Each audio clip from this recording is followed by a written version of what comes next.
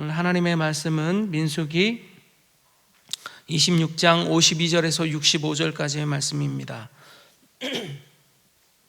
민수기 26장 52절에서 65절까지의 말씀입니다.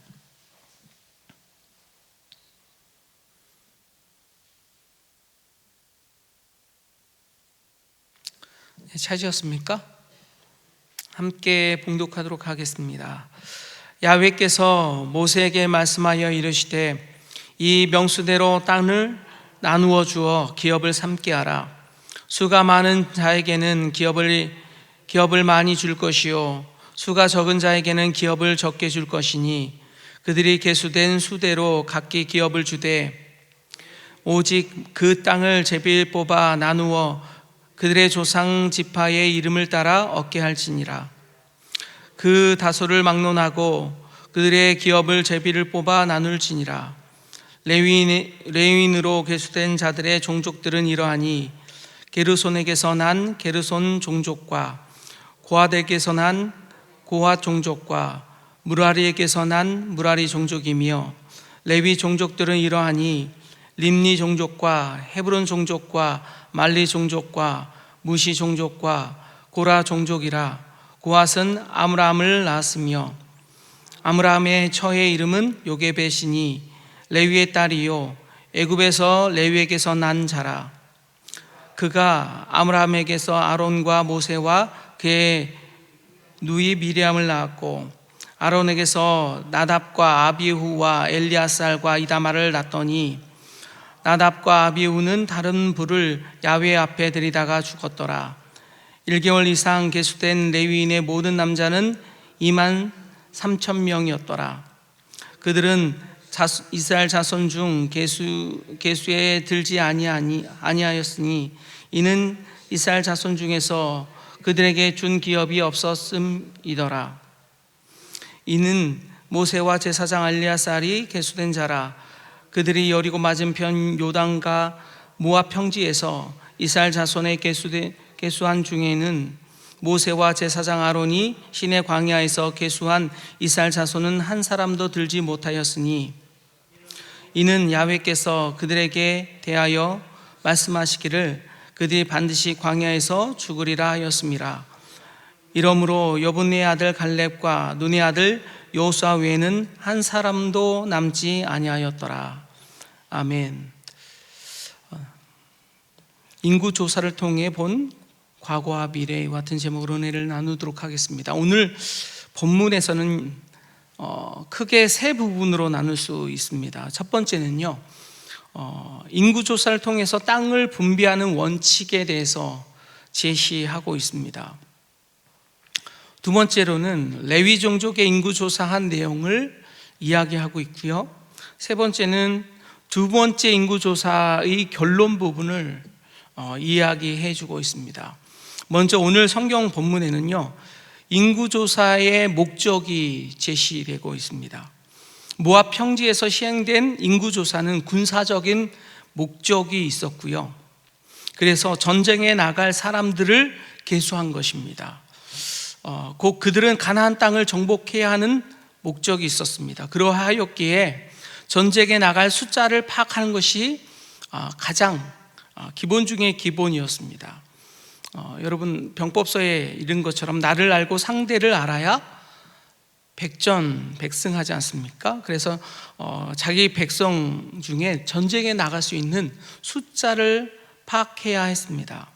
우리는 영적으로 전쟁에 놓여져 있고요, 이 전쟁에 반드시 이겨야만 합니다. 그래서 약속의 땅을 차지해야만 합니다. 우리의 놓여진 영적인 이 전투 앞에 우리는 매일매일 준비되어 있어야만 합니다. 그래서 매일매일 치열한 이 영적 전투를 위해서 우린 새벽에 이와 같이 영적 전쟁을 하는 준비를 하고 있습니다.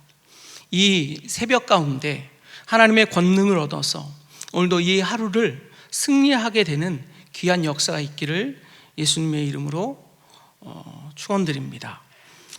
우리가 찬송가 아는 것처럼 어느 민족에게 어느 민족 누구에게나 결단할 때 있나니 참과 거짓 싸울 때에 어느 편에 설 건가. 주가 주신 새 목표가 우리 안에 보이니 빛과 어둠 사이에서 선택하며 살리라. 그렇습니다. 우리는 늘 영적 전투에 있는데요, 우리는 항시 우리 가운데 영적 전투에 무엇인가 선택해야 하고 빛과 어둠에 대해서 그것을 선택함으로 늘 이김과 승리가 있기를 우리는 바라고, 또한 그것을 준비하는 매일매일 과정이 필요합니다. 저는 이 새벽이 그 과정의 가장 중요한 시간이라고 생각합니다. 그런데 이와 같이 이스라엘 백성에게 지금 바로 가나안 땅에 가면 전쟁을 해야 되는데 그런 준비를 하는 과정이었다라는 것이죠. 또한 인구조사는요, 군사 목적 외에 가나안 땅 분배의 목적이 있었습니다. 인구조사의 명령에 아울러 땅에 분배하는 원칙을 소개하고 있습니다. 첫 번째 원칙은요, 인구수에 비례하여서 분배하였습니다.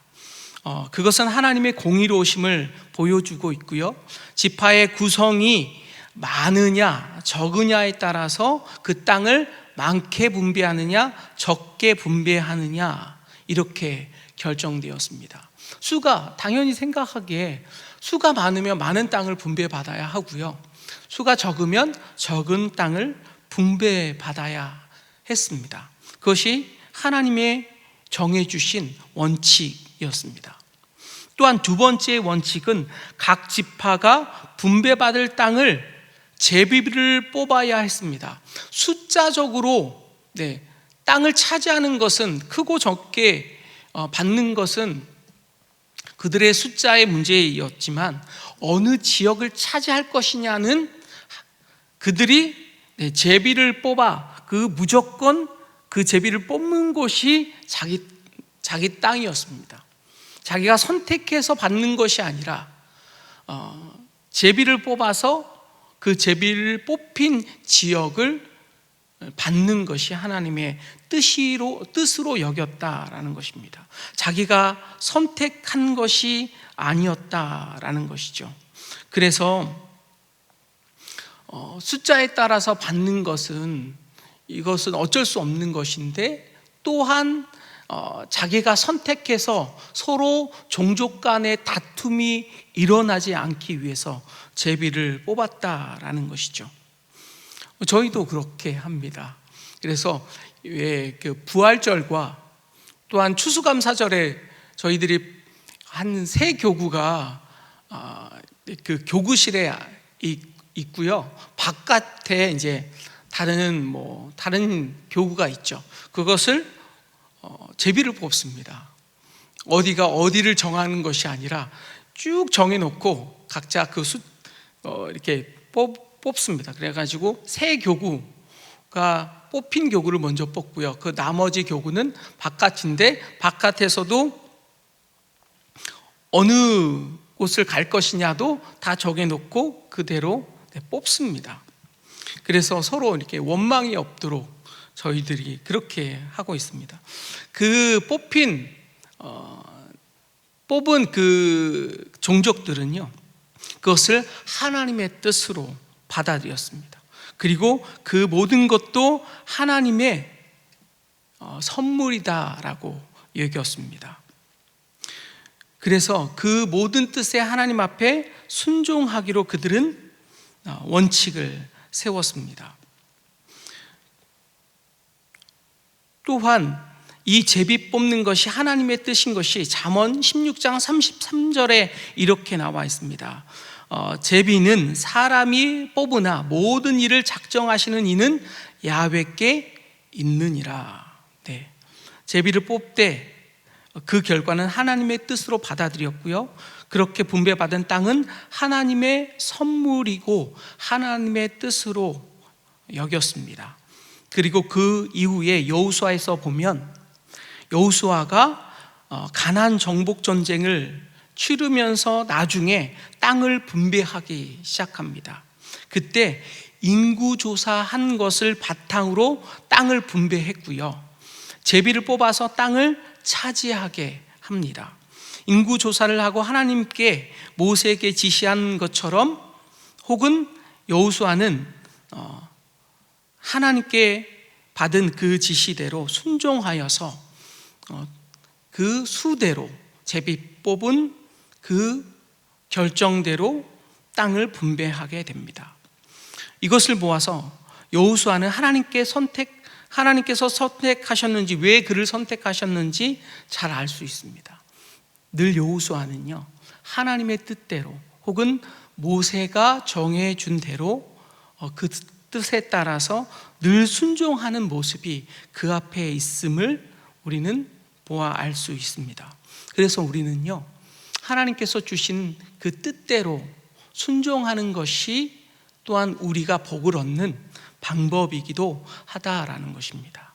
그리고 그것에 순종하고 그 뜻에 부합하게 살아가는 것이 하나님의 뜻이다라는 것입니다. 또한 레위인들은요, 그 다음에 금송아지 사건 때 하나님께 순종하는 모습을 통해서 하나님이 레위인들을 제사장을 도와서 성막에서 하나님을 섬길 수 있는 특권을 부여했습니다. 레위인들은 그래서 백성의 11조로 생활하기 때문에 가나안 땅을 분배받지 않았습니다. 그 분배받는 땅에서 제외가 됐습니다. 그러나 이스라엘의 12지파 땅에서 48개의 성읍을 따로 분할을 받고요, 소유하게 되었습니다. 또한 12지파로부터 나오는 소출을 공급받고 살아야 했습니다.